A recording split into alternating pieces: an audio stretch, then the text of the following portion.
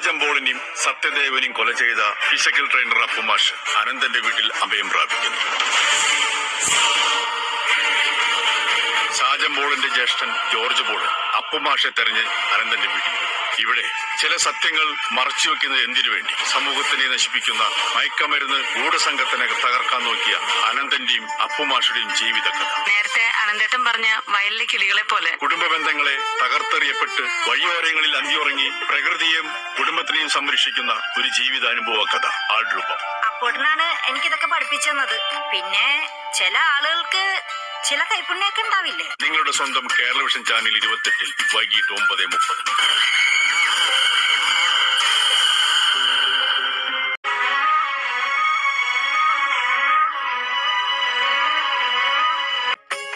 തൂമഞ്ഞിൻ കൊട്ടാരം സ്വർണമണി കൂടാരം വർണ്ണമഴ പെയ്തിറങ്ങും ചന്തമുത്തൊരു താഴ്വാരം ചേലായി ചില്ലയിൽ കൊട്ടി വിരിഞ്ഞൊരു മന്ദാരം പൂത്തുവിടർന്നു പൂക്കുട ചൂടിയണി തകിട തക താഴ്വാരം തകതിനി തക താഴ്വാരം തകിട തക താഴ്വാരം തകതിനി തക താഴ്വാരം.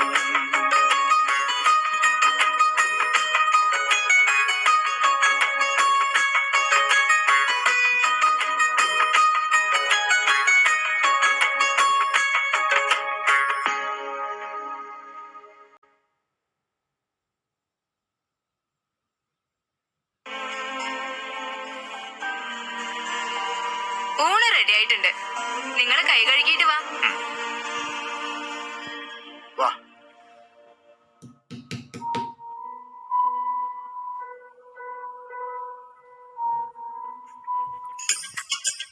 അളിയോ, മാത്യൂസ് അളിയോ, ഷാജളിയോ, എന്നാ ഇവിടെ സംഭവിച്ചത്? ഷാജു ചേട്ടനോട് ഞാൻ പറഞ്ഞല്ലേ ഓടിപ്പിടിച്ച് ഇങ്ങോട്ട് വരേണ്ട കാര്യമില്ലെന്ന്. അവര് വന്ന് ഭീഷണിപ്പെടുത്തിയെന്നേ ഉള്ളൂ. എന്റെ പെങ്ങളെ, എന്റെ അളിയിൽ എന്തെങ്കിലും പറ്റിപ്പോയാ എനിക്കവിടെ ഇരിക്കപ്രതിയുണ്ടോ? പിന്നെ ഒന്നും നോക്കിയില്ല, കിട്ടിയ ബസ് കയറി ഞാനിങ്ങോട്ടേക്ക് പോന്നു. ഷാജളിയോ, എനിക്കെന്തെങ്കിലും സംഭവിക്കുന്നുള്ള വിഷമം കൊണ്ടാണോ, ഇനി ഈ അളിയുടെ എന്നുള്ള സഹായം കിട്ടില്ലെന്ന് വെച്ചിട്ടാണോ കിട്ടിയ ബസ് ചാടി കയറി പോകുന്നത്? ഒരു സഹായം ചെയ്യാൻ വേണ്ടി വന്ന അളിയൻ എന്നോട് ഇങ്ങനെ തന്നെ പറയണം. എന്റെ മോടെ കൊച്ചിന്റെ മാമോസിക്ക് വരാൻ അളിയന് സമയമില്ല. പുളിഞ്ചേരി തറവാട്ടിലെ 28ന്റെ സദ്യ മുതല് മരണാനന്തര ചടങ്ങ് വരെ പങ്കെടുക്കാൻ അളിയന് സമയമുണ്ട്, ആരോഗ്യമുണ്ട്.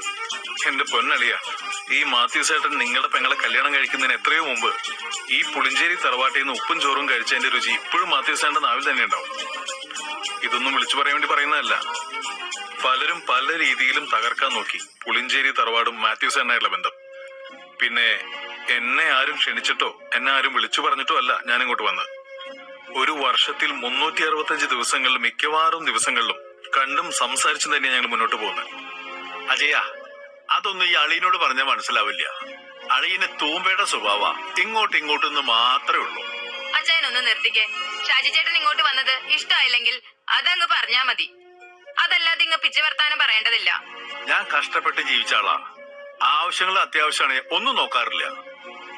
പക്ഷെ അർഹതയില്ലാതെ ആഗ്രഹിക്കുന്നവരെ ഞാൻ തിരിച്ചറിയാൻ ശ്രമിക്കും. നിന്റെ പൊന്നാരാങ്ങള ഓരോ വട്ടം കാണാൻ വരുമ്പോഴേ കൈ നിറയെ കൊണ്ടുപോയിട്ടുള്ളോ. ഞാനിത് പറയുമ്പോഴേ ആങ്ങളയ്ക്കും പെങ്ങൾക്കും മനസ്സ് വേദനിക്കും. ഇത്രയും കാലം ഒരുപാട് സുഖവും ദുഃഖവും വേദന അനുഭവിച്ച ആളാ. പുളിഞ്ചേരി തറവാടുമായി ബന്ധപ്പെട്ട് ഞാൻ ഇടപെടുമ്പോ അതിലെനിക്ക് ദുഃഖം ഉണ്ടാവാം, എന്നാൽ അതിലെ ഇരട്ടി എനിക്ക് സന്തോഷം ഉണ്ടായിട്ടുണ്ട്. മാത്യൂസാന്റെ വീട്ടിലുള്ള അതേ അവസ്ഥ തന്നെയാ എന്റെ ഭാര്യ വീട്ടുകാർക്ക് എന്നോടും. എല്ലാവർക്കും നമ്മൾ വെറും പണം ഉണ്ടാക്കുന്ന യന്ത്ര. നമ്മുടെ മനസ്സെന്താണെന്നോ സന്തോഷം എന്താണെന്നോ ഒരു ഭാര്യയും ചിന്തിക്കില്ല. അവർക്ക് അവരുടെ കാര്യങ്ങൾ ഭംഗിയായി നടക്കണം. നിങ്ങളെക്കാളും വലിയ പ്രകൃതി സ്നേഹിയായിരുന്നു ഈ പറഞ്ഞ സഖാവ് അനന്തൻ. അവിടുത്തെ കർഷക നേതാവെന്ന് പറഞ്ഞാലേ അവിടുത്തെ ജനങ്ങൾ തോന്നും. അങ്ങനെ ഇപ്പോഴത്തെ അവസ്ഥ എന്താണെന്ന് അറിയോ? കട്ടിൽ നിന്നൊന്ന് എഴുന്നേറ്റിരുന്നിട്ട് മാസങ്ങളായി. അന്നം മാറി കൊടുക്കുന്നത് അയാളുടെ ഭാര്യയും മക്കളുമാ. ആ ഒരവസ്ഥ എന്റെ അളിയനും പെങ്ങൾക്കും വരാതിരിക്കാൻ വേണ്ടിയാ ഞാനിങ്ങനെ കാര്യങ്ങളൊക്കെ വെട്ടി തുറന്നു പറയുന്നത്. അളിയൻ പറഞ്ഞത് ശരി തന്നെയാ. എനിക്ക് ആവശ്യം വരുമ്പോഴൊക്കെ അളിയൻ എന്നെ സഹായിക്കുന്നുണ്ട്. അതെനിക്ക് അളിയനോടുള്ള സ്വാതന്ത്ര്യം കൊണ്ട് തന്നെയാ.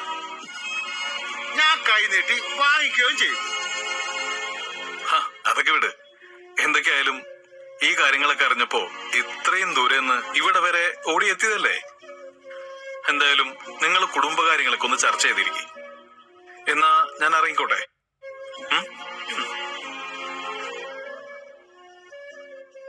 അച്ചായ, നിങ്ങളുടെ അത്ര പണവും പദവിയൊന്നും ഞങ്ങളുടെ വീട്ടുകാർക്കില്ല.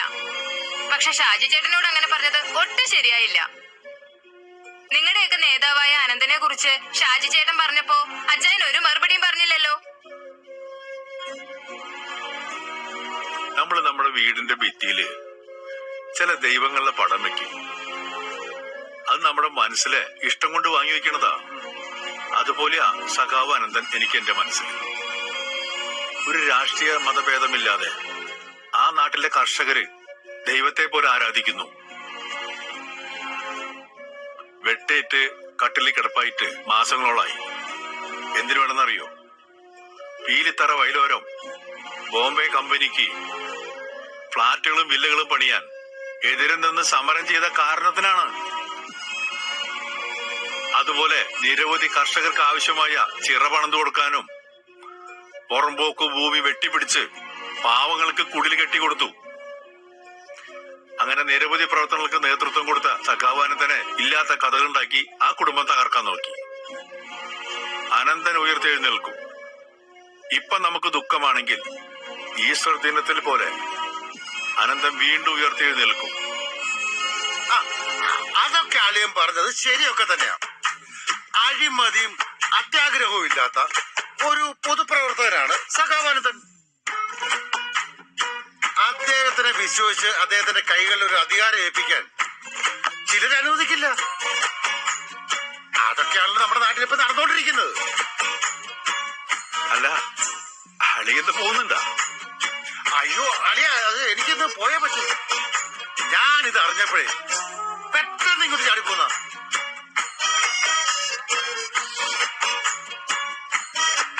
ആ ഷൈനെ, അളിയുടെ ഭക്ഷണം കൊടുക്കുക. ബീഫില്ല, ചിക്കനേ ഉള്ളൂ. ഓ, എന്തായാലും മതിയേ. ഇനി എനിക്കിവിടെ എന്താ സംഭവിച്ചതെന്ന് ആരെങ്കിലും വിളിച്ചു ചോദിച്ചാ ഇവിടെ പ്രശ്നമൊന്നുമില്ല, എന്റെ അടുത്ത് വന്നു സംസാരിച്ചു എന്ന് മാത്രം പറഞ്ഞാ മതി. ചേട്ടൻ എന്നാ വാ, നമുക്ക് ഭക്ഷണം കഴിക്കാം. ഞാൻ എന്തായാലും കഴിച്ചിട്ട് വരട്ടെ.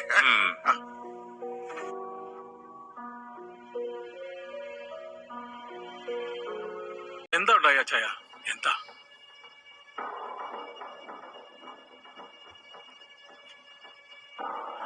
ആരാ ഇവിടെ ഇടിച്ചു കയറി വന്നത്? ജോർജ് പോളും ജിമ്മിയും ജോജോയോ ആണോ? അല്ല, പുതിയ ആളുകളാ. ഒരു സത്യദേവ്. അപ്പോ അനന്തന്റെ അടുത്ത് ചെന്ന ടീമാ. അവൻ പുതിയ ആളൊന്നല്ല. 5000 രൂപയ്ക്ക് കഞ്ചാവ് വാങ്ങിച്ചിട്ട് 100 രൂപയുടെ പൊതികളാക്കി ചില്ലറ കച്ചവടം നടത്തുന്ന മയക്കുമരുന്ന് ലോകത്ത് കാലെടുത്ത് കുത്തിയ ഉത്തം പണക്കാരനാ. എന്ത് ചെയ്യാനും നിലവാരമില്ലാത്ത ഒരു തേർഡ് റേറ്റ് ഗുണ്ട. ആ, എന്താ അവര് ചോദിച്ചത്? അപ്പമാഷ് ജീവിച്ചിരിക്കട്ടോ എന്ന് ചോദിച്ചു. എന്നെ കഴുത്തെ പിടിച്ച് ശ്വാസം മുട്ടിച്ചു കളഞ്ഞു. ഷൈനി ഓടി വന്ന് പിടിച്ചു മാറ്റാൻ ശ്രമിച്ചു. ചുരുക്കി പറഞ്ഞ പെങ്ങൾ ഇവിടെ ഇല്ലായിരുന്നെങ്കിലേ ആളിയെ അവരെ തീർത്തു എന്നുള്ളത് ചുരുക്കം. കർത്താവിന്റെ കൃപ കൊണ്ട് അപകടം കൂടാതെ രക്ഷപ്പെട്ടു. ഗിരീഷ് സാറിന് അറിയാലോ, പുളിഞ്ചേരി തറവാട്ടിൽ നിരന്തരം നടക്കാറുള്ള സംഭവങ്ങളാ ഇപ്പൊ നമ്മുടെ വീട്ടിൽ സംഭവിക്കുന്നത്.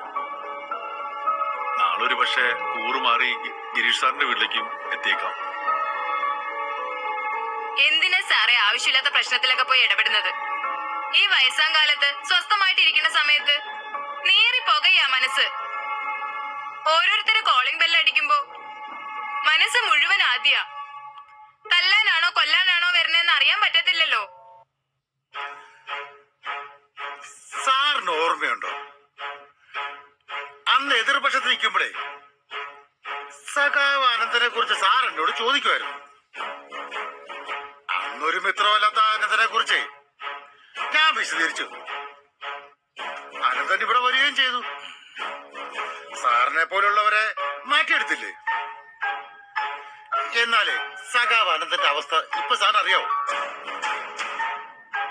തലയ്ക്ക് മാരകമായിട്ടേ വെട്ടേറ്റ് മാസങ്ങളായിട്ട് കട്ടിൽ ഒരേ കിടപ്പാ. ഷാജ, അനന്തനും ശ്രീദേവിയും വയലോരത്ത് കാറ്റുകൊള്ളാൻ പോയപ്പോ അനന്തൻ സഞ്ചരിച്ചിരുന്ന വീൽ ചെയർ അരുൺകുമാർ ചവിട്ടി തെറിപ്പിച്ച് അനന്തനെ ചെളിക്കുഴിയിലേക്ക് തള്ളിയിട്ടു. അറിഞ്ഞോ അത്? ഇല്ല. എന്നാ അനിൽകുമാറിനെ റാണ എന്ന എന്റെ ഒരു സുഹൃത്ത് അനന്തന്റെ പിള്ളേര് ശരിക്കൊന്നും മെഴുകി. അനിൽകുമാർ കഴുത്തിൽ ബെൽറ്റിട്ട് കിടക്ക, ശ്വാസമൊന്നും വിടാൻ പറ്റാതെ. ആനന്ദനെ തല്ലിയവരാരും നേരെ ചൊവ്വ നടന്നിട്ടില്ല. അതാണ് അവിടുത്തെ രീതി. ഗിരീഷ് സാറ് പറയുന്നതൊക്കെ കേൾക്കാൻ നല്ല രസമുണ്ട്. അനുഭവിച്ചവരുടെ വേദന അവർക്കേ അറിയൂ. ഞാൻ ഉച്ചത്തിൽ നിലവിളിച്ചില്ലായിരുന്നെങ്കിൽ, ആളുകൾ ഓടി വന്നില്ലായിരുന്നെങ്കിൽ, ഒരു പക്ഷേ എന്റെ ഇച്ചായനെ അവര് കൊല്ലുമായിരുന്നു. മയക്കുമരുന്ന് കഴിച്ച് നടക്കുന്നവരാ. എന്ത് ചെയ്യാനും ഒരു മടിയും ഉണ്ടാവത്തില്ല. സാറ് സൂക്ഷിക്കണം. മറുകണ്ട ചാടിയവനാണ് സാറ്. അവരുടെ കണ്ണില് സാറ് നോട്ടപ്പുള്ളിയാ. പരമാവധി ഒറ്റയ്ക്കുള്ള യാത്രയൊന്നും വേണ്ട. സൂക്ഷിച്ചാൽ ദുഃഖിക്കേണ്ടതാണല്ലോ നാട്ടിലെ മൊഴി. ഇവിടുത്തെ വിശേഷങ്ങൾ അറിഞ്ഞു വന്നായിരിക്കല്ലോ. അതെ. അപ്പോ ഞാൻ ഇറങ്ങിയാളിയാ.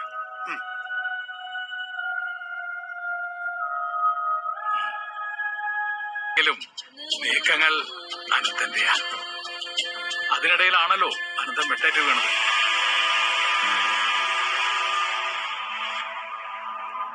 തുണിയൊന്നും ഉണങ്ങിയില്ല ചായ. ഭയങ്കര മഴക്കോള്. സാറിന് ചായ എടുക്കട്ടെ?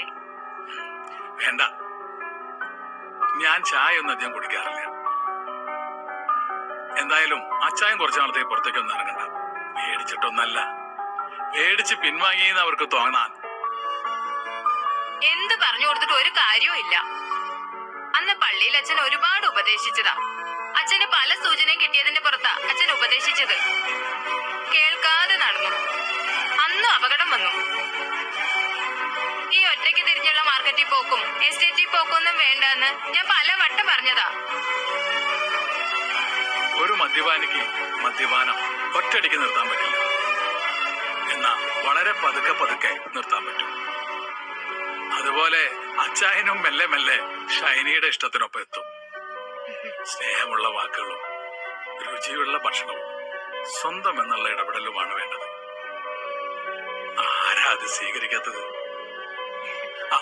എന്നാ പിന്നെ ഞാൻ ഇറങ്ങട്ടെ.